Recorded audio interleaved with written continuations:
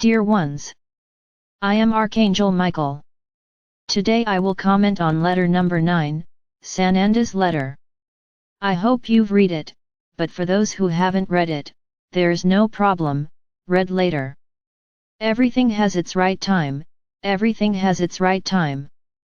Card number 9 is the last card, but don't forget that there are additional texts attached to these cards, which are also very important. So look for them, and I will comment on them too, but next week. So in relation to letter number 9, Sananda begins by explaining something that, to this day, is still very confused by many of you. Do not confuse Christic energy with the religion Christianity. Remember the following: Sananda lived in Judea and followed, until he was enlightened, the steps taken by his family in relation to the religion of Judaism. He always felt that something there didn't match what resonated in his heart, especially that punitive God that was taught by religion. So he was always very rebellious about that. After his awakening in the desert, Sananda fully understood that everything was wrong and tried to pass this on to the people, to the great leaders. But what happens to the great rulers? Very rare is that ruler who thinks about the people, one who is interested in seeing the people improve. For the most part, governments only want to think about themselves, forgetting that there are people who depend on their decisions. So when Sananda starts preaching that there is no punishment, that there is no punishing God, that Judaism preached, the great rulers found this a very serious problem. Because it was exactly through this statement that they controlled the people, that is, every wrong thing that the people did, God punished them. So they took all the blame off their own shoulders, to throw it on the shoulders of God, a being that no one knew, no one saw, but that everyone knew of his power. Even more so was the power he had to punish, because everything that happened wrong was attributed to God's bad mood, to a divine punishment for something that humans had done, that those people had done. So Sananda's words were not well received, because it would end their power, it would end their way of controlling the people. So Sananda became a frowned upon person, a person who was disrupting everything that those rulers maintained. If the people started listening to Sananda, they would no longer be able to threaten the people, saying that all of this was divine punishment, since he preached a non-punitive God. So everything ended up culminating in Sananda's death, because the interests were much greater than listening to that human being, who called himself the Messiah, but many preferred not to believe that and maintain their own decisions, their own powers. And so Sananda was crucified. Very well. At this point, Sananda's words had been passed on to his disciples, and it is worth remembering that they were Jews and followed many aspects of their own religion, which was Judaism. So when Sananda left, the vast majority of disciples ended up changing their ideas, getting involved in everything that was said. Only Peter felt that he had a mission, which was to found a church that could worship those words that had been spoken by Sananda, by Jesus, as you knew him. Very good. And so the religion began to be called Christianity. However, it is worth remembering that many followed Sananda, many liked what he said despite not understanding, being afraid, agreeing with what he said. His words touched their hearts. So those who were touched, who lived with Sananda, began to attend this church, where the words that Sananda had left were repeated. The rulers, of course, noticed this movement, but as long as it didn't affect them, everything was fine. However, we cannot forget that you were being manipulated at this time, by some dark people. Even with the presence of Sananda on your planet, which was one of the first attempts to try to make you wake up, and free yourself from that, to get out of this yoke of atonement, the dark ones were already there, they already dominated the religion of Judaism. So why not also master Christianity, this new religion that would emerge? Of course, as I already said here, that Christic energy of Sananda flooded everyone's hearts, regardless of religion. Because his energy was so powerful, even though he was in a human body, his words, his thought forms created an egregore of light so great, that Christic consciousness was implanted in the hearts of everyone, regardless of religion. It is as if everyone had been contaminated by a disease, another disease of good, the disease of love, the disease of evolution. So even though Sananda was crucified, and supposedly his rulers thought they had silenced his voice was not silenced. Because this Christic consciousness implanted in every human heart, reverberated and is still there today, 2000 years later. Very well, then Christianity was born, from the words of Jesus, from the stories of the disciples, who, as you know, everyone who tells a story always adds something of their own. So one would tell the other, who would tell the other, and when this was written it was practically distorted. So many, to this day, do not understand that the Bible was not written by Jesus. He wasn't the one who dictated the Bible, his sacred book of Christianity, he wasn't. It was written by his disciples and other people who lived at the time. And it is clear that there was already manipulation by the dark ones, nothing like giving a helping hand to distort everything that was said, and make you continue to believe that God continued to be punitive, that God punished. Otherwise where would the control be? There would be no control, you would not accept rains from anyone, because you would know that you were powerful and that everything you did would come back against you, but not as a punishment, as a consequence of your actions. Then everything starts to get distorted. Representatives of that religion took hold of those ideas and began to introduce their own, according to their understanding, according to their will, to always keep their believers in check, to keep their believers manipulated. Because that's what religions do, they totally manipulate you.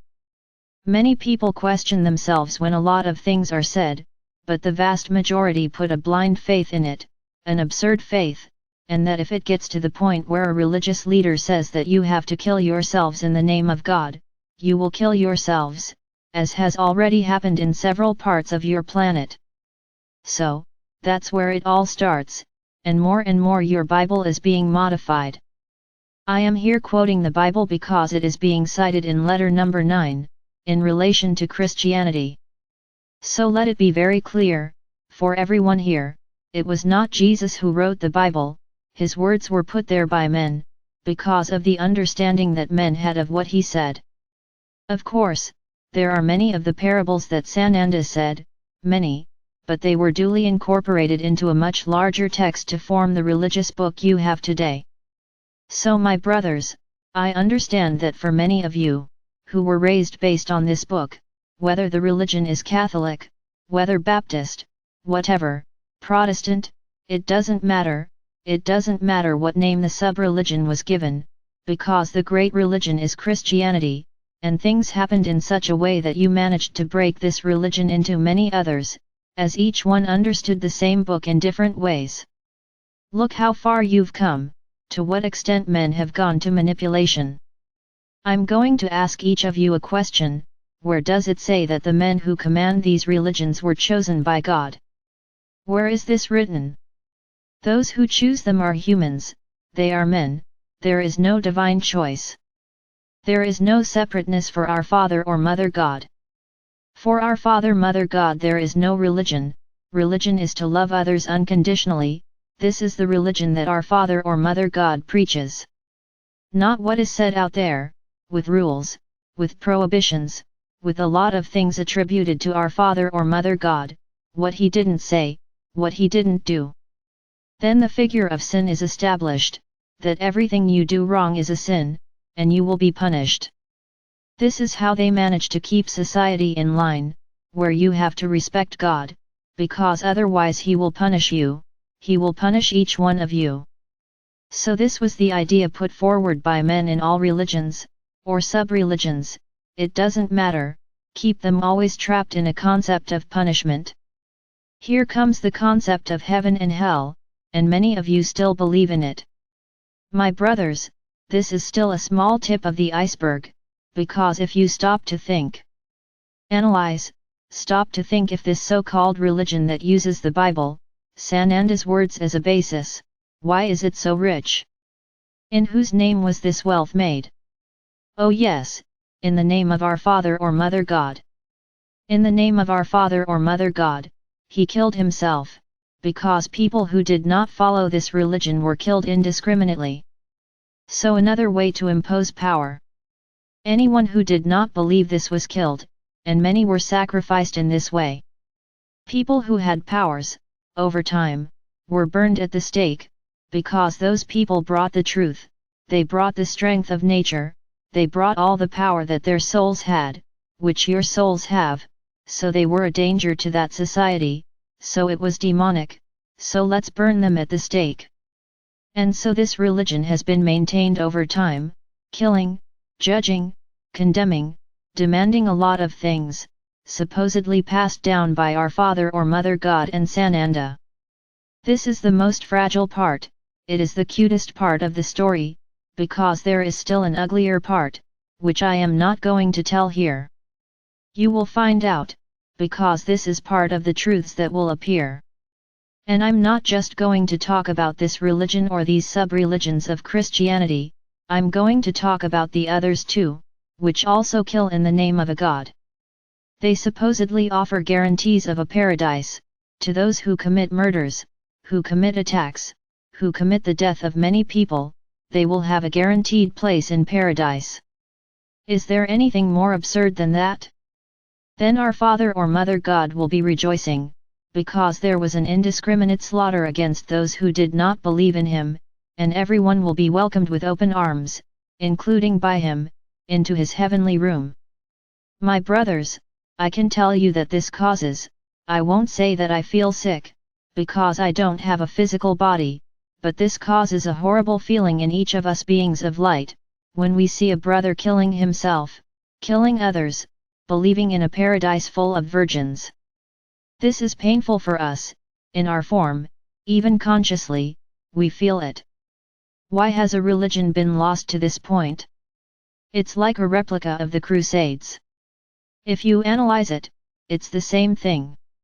All those who were contrary to what was preached, by a certain very important being who placed himself up there, were killed. Exactly the same, only the reasons are different, the promises are different. Because on this side of the West the promises were riches, because there was looting, killing those simple beings who didn't believe in that, but who had a little gold, who had a little wealth, was quite interesting. To make the church richer and richer, and on the same side in the East the same thing. These religions, their rulers are always very rich. How interesting! That's very interesting. And you continue with your eyes closed. You accept all this with your eyes closed. You let yourself be carried away with such fervor that you stop thinking, you leave reason aside. So there's your world.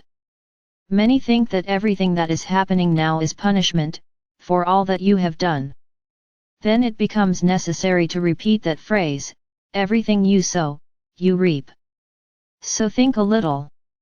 Many who are here listening to me now no longer believe this. They realized these untruths a long time ago. They never let themselves be carried away by the arguments used by these sub-religions.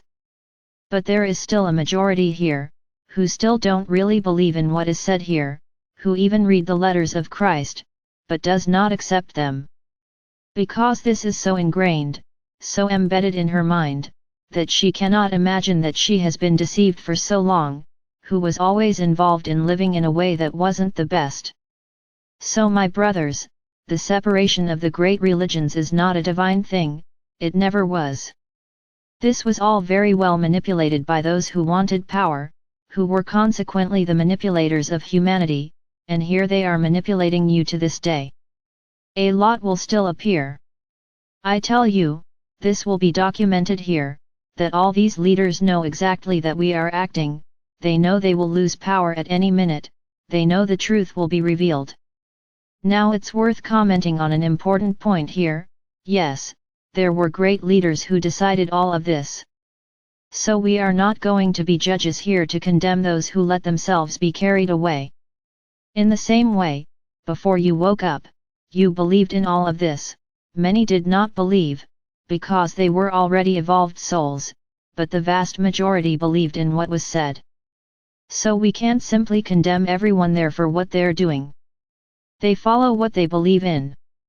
I'm not going to tell you that each and every representative who stands in front of an audience preaching is a representative of evil. I'm not going to say that, because this is not true. He is there preaching what he believes, what was passed on to him and which he does not have the strength to contest. Who is he to dispute that? He is very involved with that there, so he preaches what he believes. Why? Because someday someone wrote that, someone defined that, so that someone who defined it all, that is the person who represents the manipulators. He was the one who established the rules, who established the game, and then everyone who comes down is just following orders, following what is written, without contesting. After all, God is punitive. If you object, God will punish each one of them, so they follow what is there with their eyes closed. So let's also not go around judging and condemning everyone here for what they are doing. Many don't know what they are doing. Many firmly believe that what is written there is the truth, period, without criticism and without dispute. I already said this here, whoever resonates with all of this is because they are an evolved soul, that it is you who are resonating with this entire process. That's why you never let yourself be carried away by what you heard, because deep down in your soul you know that it's all a lie, that it's a big manipulation. However, some people, as I said, are on the fence. They listen to what is said about evolution, but they are trapped by the dogmas of their religions. And then they don't know which way to go, which side of the wall to jump. If you jump to the side of your religion, or if you risk getting to know the other side, this so-called side, the truth. And that's how the wall is getting more and more people. Every day more people climb the wall, and they wait like this, a sign so they can decide which way they are going to fall, which way they are going to jump. So my brothers, you often have to make a decision, either you believe that all of this was a great manipulation, with the aim of enrichment, always, never effectively thinking about the people. The vast majority only think about getting rich. And then I'm going to make a small aside, there are those who actually follow the religion, trust everything that is said there, but who, for a reason that it is impossible to explain what it is, follow in Sananda's footsteps. In humility, in love for others, in helping others, in that helping hand, is that representative who gets involved with the people's problems, respects the dogmas of religion, but does not think about himself. He thinks about others, he thinks he is there to serve, not to be served. So there are representatives, who have a pure heart, who represent and understand exactly what Sananda was, a humble being at heart, who reached out to the rich and the poor, in the same way indiscriminately. So he acts in the same way, thinking about his community, thinking about what he can do for his community. This one does follow Sananda's teachings, but not the enrichment teachings, which many are guided to do. And you can see that they are small humble places, where they receive their faithful, they are simple churches, very little comfort, but it doesn't matter, there is love there is human warmth. Then you go to huge cathedrals, completely refrigerated, completely comfortable for the faithful, everything is beautiful and wonderful, and a lot of people are starving all around. Did Sananda preach this? That places of worship, places of prayer, should be completely rich, extremely rich? Then many will say, no, but the churches were built, the people who put gold in the churches. Exactly, they put gold in the church to make them more beautiful so that God could see with better eyes, it was a bribe to our Father or Mother God. I'm going to build a beautiful church, all full of gold so that God helps me. Yes, everyone interpreted it in their own way, right? So my brothers, moral of the story, what matters is Sananda's message, or Buddha's message, or the message of any other being of light that was on earth, was always one, love for others, love your neighbor as yourself, don't do to others what you don't want them to do to you. So if each of you internalized these words, or better if each of you had internalized these words, your world today would be different. Because you would have expelled all this evil that runs through your world a long time ago. But you remained blind, and there is your world. Remember that I said some time ago that here has become a planet of atonement. It became a planet where people had to really resonate with the third dimension, resonate with all those feelings that you resonate with today. But too much time has passed. You would have had to rebel, you would have had to stand up against all of this, but power, wealth, control, has always been the mainspring of your planet. So that some could become extremely rich, without caring how poor their people remain, and this is still the case today. In the vast majority of cities you have pockets of wealth, and many more pockets of poverty, because their rulers are only concerned with increasing their wealth, they are not very concerned about the people. Once again I'm going to do a separate one. There are indeed rulers who think about the people. There are those who know they are there, with the power to improve or harm life in that city, that village, that country. It doesn't matter. They have the power in their hands and they do the best they can, and the people help. Why?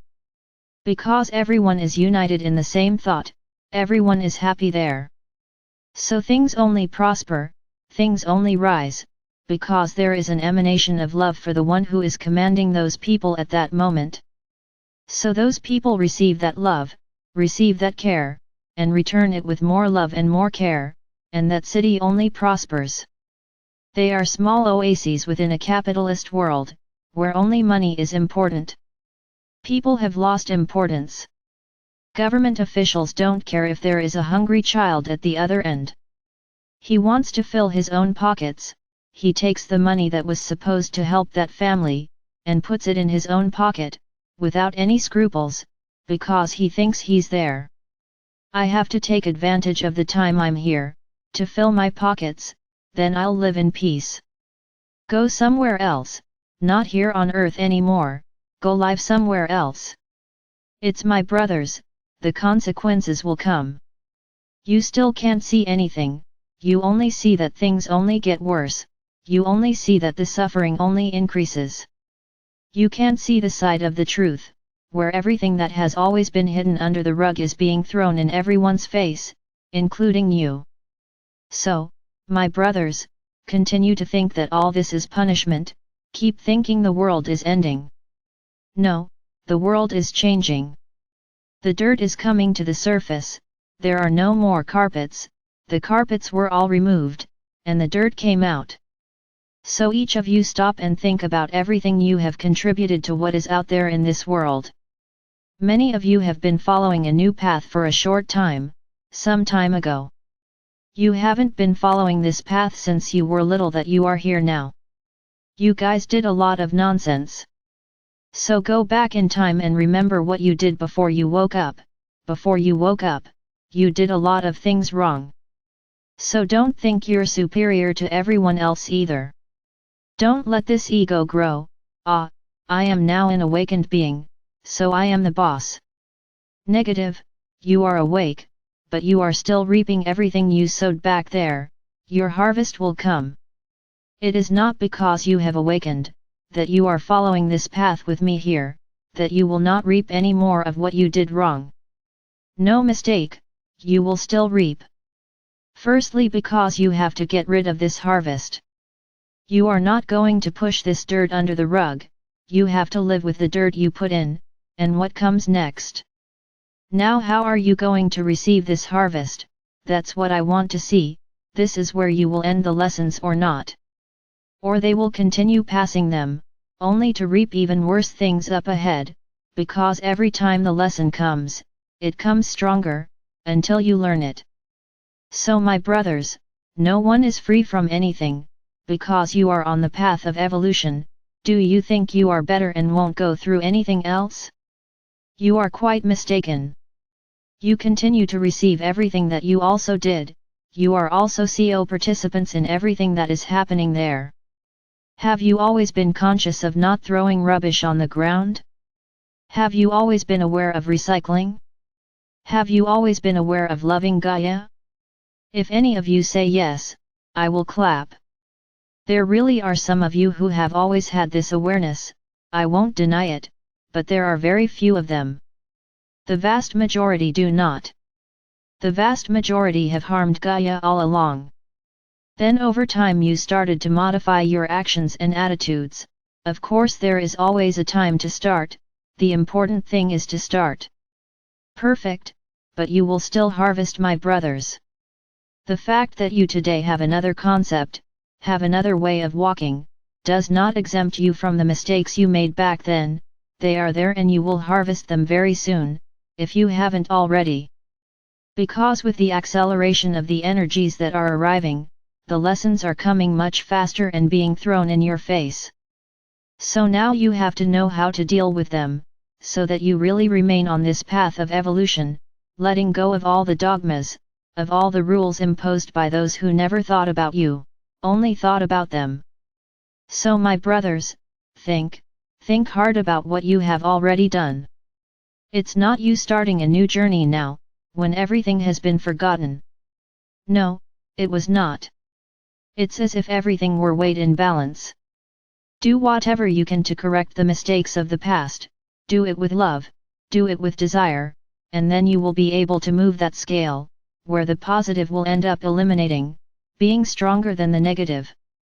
And this is where you continue on the path of evolution, it is in this way.